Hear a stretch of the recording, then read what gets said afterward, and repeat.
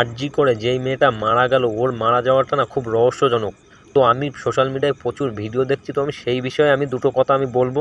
তো আশা করি সবই বুঝতে পারবে, আমার এই ভিডিওটা দেখো। তো বন্ধুরা, প্রথমত বলি, ওই মেয়েটা এমন কিছু জেনে গেছিলো যেটা মানুষের মধ্যে মুখ খুললে প্রচুর মানুষ ফেঁসে যেত। আর বন্ধুরা, এই কথাটা কেন বলছি জানো?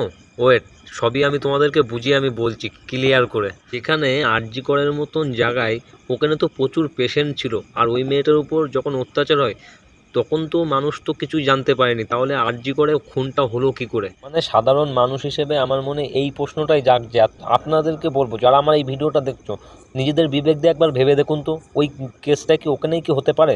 তা না হলে আরজি করের মতন জায়গায় চারিদিকে সিসিটিভি ক্যামেরা, ওখানে যতগুলো পেশেন্ট ছিল তারা তো একটু আওয়াজ পেলেও পেতো, তারাও কিন্তু এই সমস্ত আওয়াজ কিছুই পায়নি। তাহলে আরজি করে এই ঘটনাটা কি করে ঘটলো? আমার তো মনে হয় না। ওই যে আমি ভিডিও শুরুতেই বললাম যে মেয়েটার মারা যাওয়াটা একটা রহস্যজনক। মানে এটা কোনো কথা? তো দেখো বন্ধুরা, ভিডিওটা শেষ করার আগে আমি তোমাদেরকে একটা কথাই বলে যেতে চাই।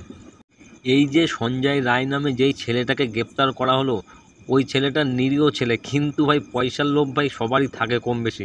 ওই ছেলেটাকে পয়সার লোভ দেখিয়ে ওদের দলে টেনে সেও এখন অপরাধী হয়ে গেল। ভাই কিচ্ছু করার নেই, কারণ টাকার লোভ ভাই সবারই থাকে, কেউ কম আবার কেউ বেশি।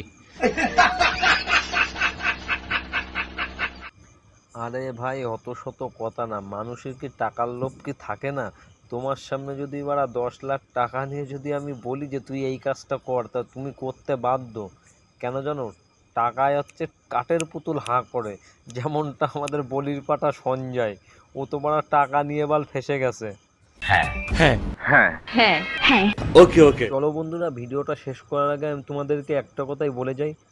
আমার এই ভিডিওটা দেখার পর তোমাদের কী মনে হয় তো অবশ্যই কমেন্ট করে আমাকে জানাবে। আর এই ভিডিওতে যদি আমি কিছু ভুল বলে থাকি তাও অবশ্যই কমেন্ট করে জানাবে। তো চলো, দেখা হবে নেক্সট কোনো ভিডিওর সাথে।